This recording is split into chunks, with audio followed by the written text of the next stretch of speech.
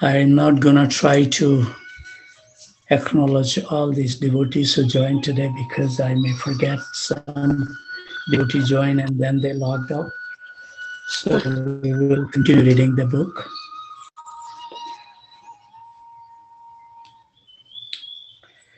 I think there was a long paragraph that we read yesterday, so we will continue reading from where we left today. If for no other Vaishnava characteristic, then it is for being free from the abomination of the Mayavad doctrine that the Kanishta Adhikari has been awarded the status of a Prakuta Vaishnava, a neophyte materialistic Vaishnava, on the strength of his minuscule Vaishnava quality. And through the mercy of a pure devotee, he is eligible to rise to the perfectional stage in bhakti. However, the genuine mercy of the Madhyamadhikari pure devotees is indispensable for the further progress of the Kanishta Vaishnava.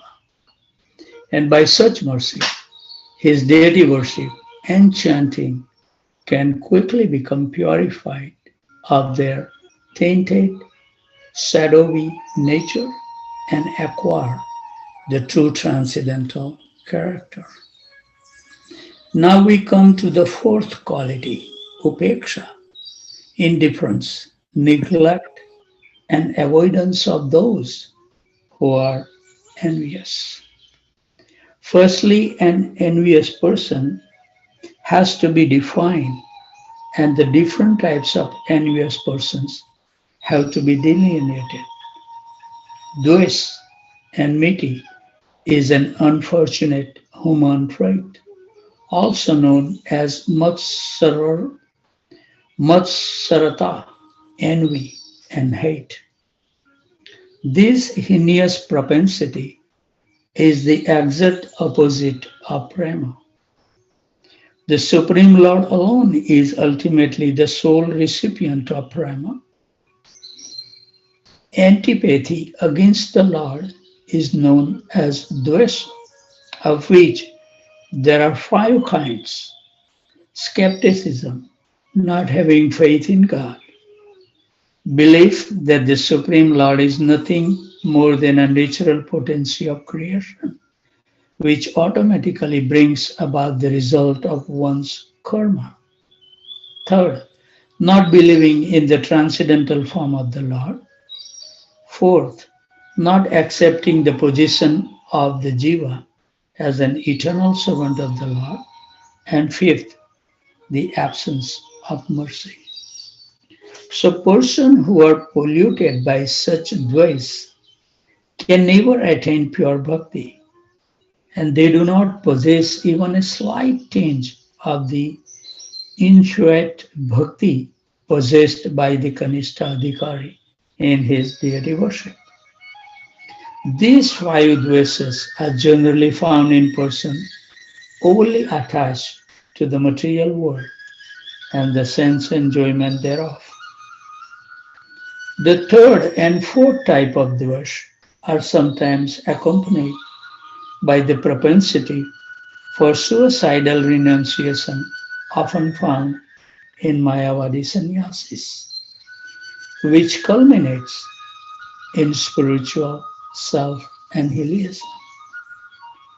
So, how should the devotee deal with such envious persons? It is recommended one should avoid their company. Upeksa, however, means neither that one should put a stop to all the usual human exchanges, nor that one should refuse help to such bewildered persons.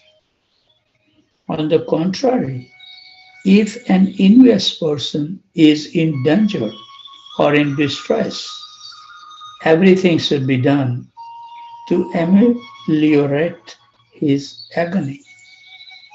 A Grihastha Vaishnava has to interact with so many different persons in the course of his daily life. Through marriage, He acquired many new acquaintances while stopping, while taking care of family matters, in business, in property deals, in sicknesses, in maintenance, in all these matters and more. Normal human dealings are ongoing and unavoidably necessary performances. How then is it possible for the Gruhastha Vaisnava, with one final stroke, to curtail all simple day to day interactions with this envious lot? This is not the meaning of upeksha. Upeksha is to terminate all spiritual exchanges with the atheist, not social exchanges. As a result of one's karma, the resultant material reactions from previous lives, even some of one's own family members, may be dvesis, envious person. Should they be excluded? No, that is not the solution. Social exchanges are part of human behavior. So the envious person should be dealt with, but without getting into deep involvement or emotional relationship with them. In contrast, for spiritual practice, serious commitment is mandatory, and spiritual association with one's fellow devotees means to interact upon the spiritual platform by discussing transcendental topics, thereby serving and assisting one another in spiritual progress. Therefore, one should avoid the association of persons with whom such spiritual practices are not possible or suitable. That is upeksha. An envious person is generally very self opinionated. Hence, if he hears praises or explanation about the science of pure bhakti, he will immediately start an unnecessarily argument, which will be of use neither to you nor to him. Instead of such barren debates, one should simply restrain one's dealing to a social level with such types. If someone whimsically proposes to include the envious person into the rank of balisa, so that compassionate association may be practiced upon them, then such a person should first understand that this course of action would be very detrimental to his own spiritual progress. Certainly, one must help others, but not without caution or care. One time, my Guru Maharaj, I think on a yesterday, I posted that class on Madhurya Kandamini, and Gurudev was saying that sometime the Guru will say to associates with other philosophies who hold the different philosophies, knowing that he is strong enough to convert them or to convince them, not that he will get convinced. So when they see that we are not strong enough, then the spiritual master will tell us to avoid completely that association because we are not strong enough and we may be swayed away from our path. So that's very dangerous. It is essential for the Madhyama Adhikari, Shuddha Bhakta, to act according to these four guidelines. Any slackness in this regard will culminate to malpractice, increased lethargy, and apathy toward executing spiritual discipline. In the end, the deviation will become too overwhelming. Thus, it is stated in the Srimad Bhagavatam 11:21-2, Swe Swe Dikare Ya Nishta. What happened?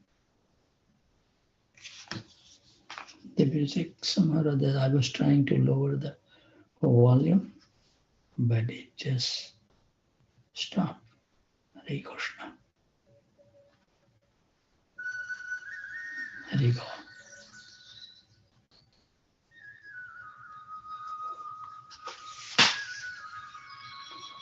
स्वे स्वे धिकारे नानिस्या निष्ठा सगुणा परिकीर्तिया विपर्यस्तु दोषस्यात् उभयोर ऐसा निश्चयः. A person's steadfast attachment to practice according to his level of advancement is his real qualification.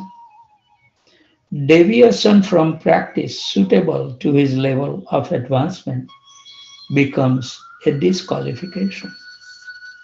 These are the symptoms of a good behavior and faulty behavior, piety and impiety.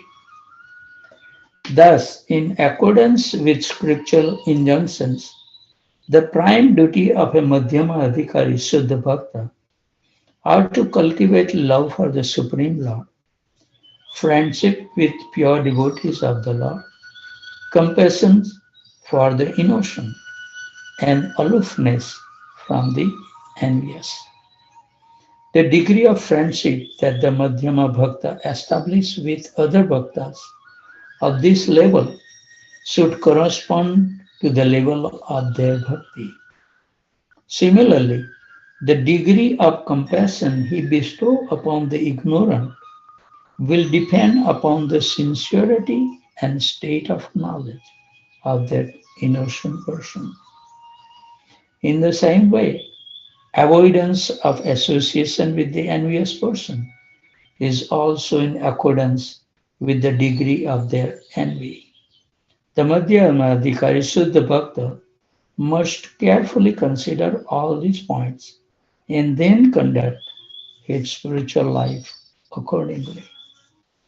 Simultaneously, his social behavior should be conducted with simplicity and faithful obediences to these guidelines, and always with consideration of the ultimate spiritual goal.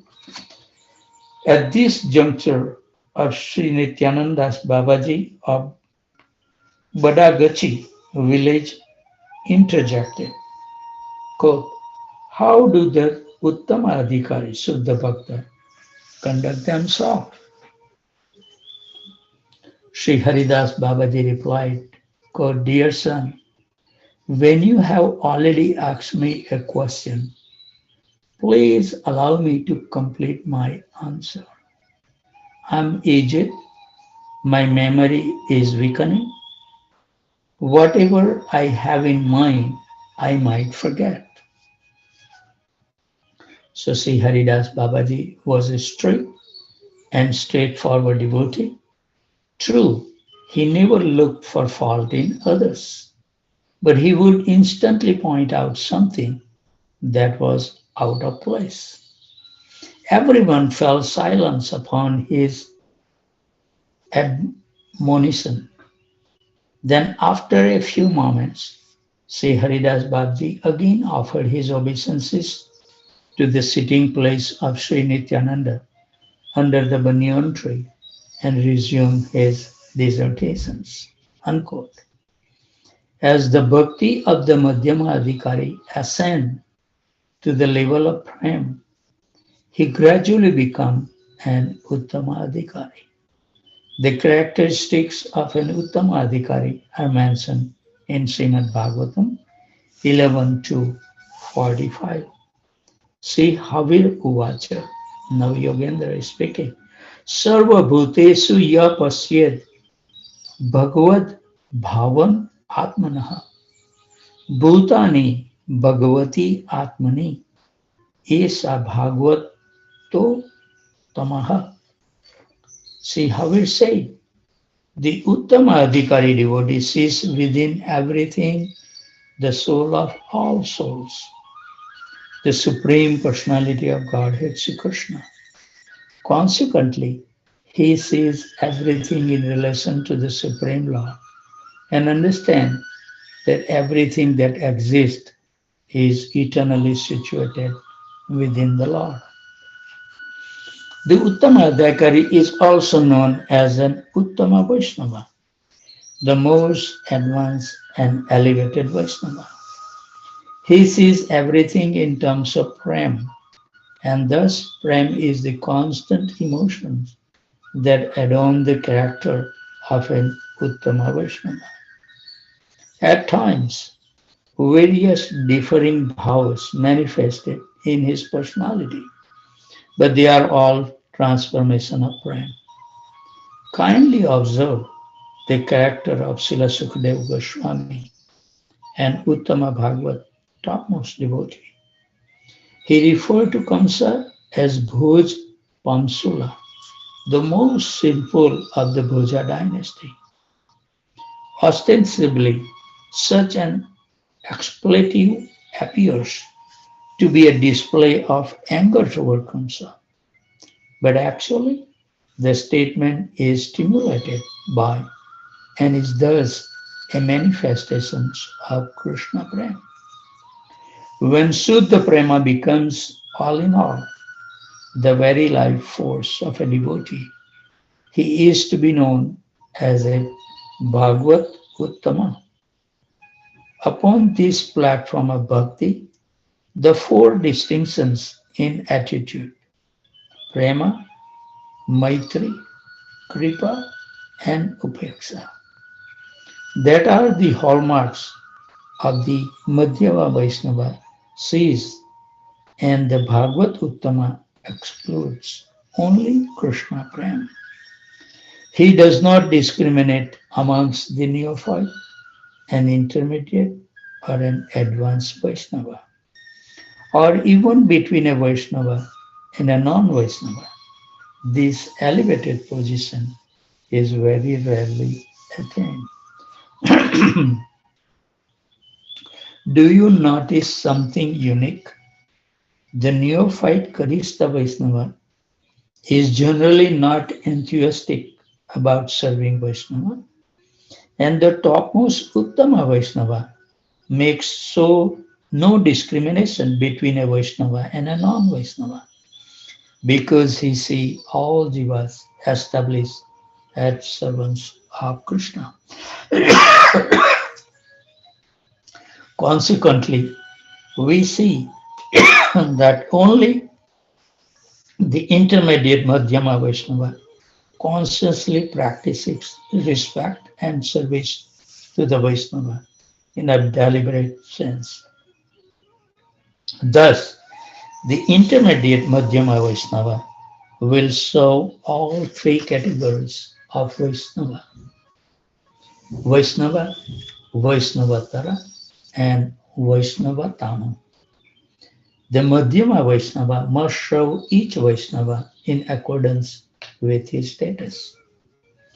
Only the Uttama Vaishnava does not consider or analyze whether a Vaishnava is Kanishta, Madhyama, or Uttama before he interacts with him. If a Madhyama Vaishnava artificially adopts this mentality, he becomes an aparadhi, offender. Sri Chaitanya Mahaprabhu revealed three truths of Vaishnava etiquette in a very concise manner in his discussion with the residents of Kulima Gram. All his instructions on these topics are more significant for the Madhyama Vaishnava than the original Vedas.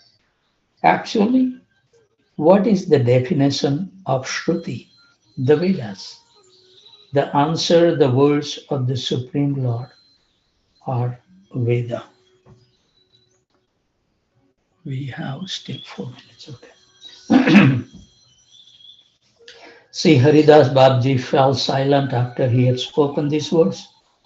Sri Nityananda Das Babaji of Badagachi now spoke with arms folded. Quote, "May I ask a further question?" Sri Haridas Babaji replied, you may do so without hesitation. The young Sri Nityanandas Babaji inquired, quote, respected Babaji, into which category of Vaishnava would one place me?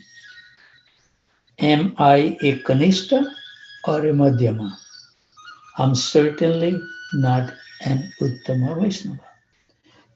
Sir Haridas Babaji smiled and said, quote, is anyone who has received the name Nityananda Das constrained from becoming an Uttama Vaishnava? My beloved Sri Nitai is extremely merciful. He offers prem even after being beaten. If one uttered his name and becomes his servant, everything can be achieved very easily. So Sri Nityanandas Babaji, quote, with utmost humility, I beg to know my present level.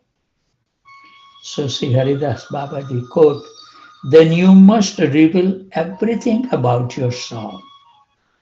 If Sri Nityanand prompts me, then I may say something of relevance. Wonderful. Then the paragraph is long and I don't think that we will finish. So we should stop here. Yeah, one time I asked my Guru Maharaj that, when I saw traveling with him at different places, and he has so many disciples, right? And they will call by the name. And I was amazed that he didn't see those devotees for 7, 8 years. And when he see them, so I asked Gurudev, how do you remember, Gurudev, all these names? So his response was, when I name them, Krishna give me some hint about that person. So those qualities remain prominent in my mind and then it become easy. And also he says, that is up to the Krishna how much I can know that person. Some persons I know in full detail, some person not in full. It's up to Krishna. So this is, we have to remember always, we have to depend on Krishna's. If he wants to reveal us, he will reveal. If not, then we should be satisfied with whatever he reveals to us. So with those thoughts, we should always remain happy, jubilant, and totally fearless. And whoever we come across, we should give them a kind association that their life can also become successful and with no fear in their life. With those thoughts, I would like to offer my humble obeisances at the desk of these wonderful devotees who take so much austerity, Sometimes I feel like, next Saturday, I think we should ask Ishwar Krishna Prabhu that he is working, but he is always there without fail. You will see his name on the screen when I join. So what is there, after working, maintaining family life, and still so the dedication, it's so remarkable. So with those thoughts, I would like to offer my humble obeisances to all the devotees who has joined from Houston, from India, from New Jersey, Virginia, Boston, Boise, Atlanta, Alachua, Austin, College Station, San Jose, Tempe, Phoenix, Dallas, Detroit, Chicago, Naperville, Philadelphia, Charlotte, Brampton, and New Orleans. वंशकल्पतरुभस्य कृपा सिन्धुभैव च पतितानां पावनेभ्यो वैष्णवेभ्यो नमो नमः.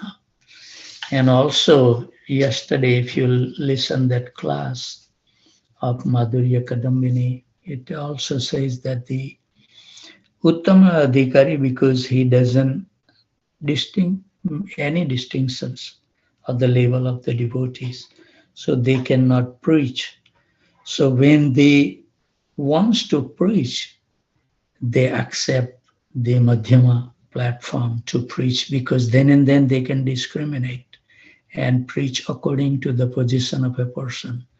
So then they come down to the Madhyama level.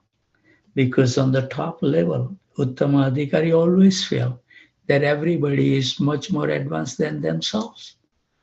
They think themselves the most fallen of all. So in that situation, they cannot preach. So then they have to come down to the Madhyama platform. They wants to preach. So that way they can discriminate. That was something on the yesterday's class was there. And it was a very wonderful, I think everybody should hear the Madhurya Kadambini. It shows the glorification of the bhakti. That this bhakti that we have gained is so sublime, so auspicious. Only a fortunate people can get the bhakti of Krishna. So I think once we know the glorification, we will appreciate much more in our life that, the somehow or other Krishna is kind to give us engage in his service somehow. So please, if you have the time, please listen. I'm gonna post, I think there are 6-7 classes on Madhurya Kadambini where Tamal Krishna Maharaj gave, where all the sannyasis and all elevated personalities present, about 150 devotees, Gurudev was saying. The room was small. They have to use the ceiling fan. They started with speed 1, and then as the sun rise more and more, they were increasing the speed of the fan, so we can see how austerity. But they always seek the association of wonderful devotees. So with those thoughts, I take 3 more minutes. So thank you very much for joining. And by Krishna's so desire, we will see you tomorrow morning at 2 o'clock if you wish to join early. Otherwise, you join at your own time, whenever you feel. Thank you very much.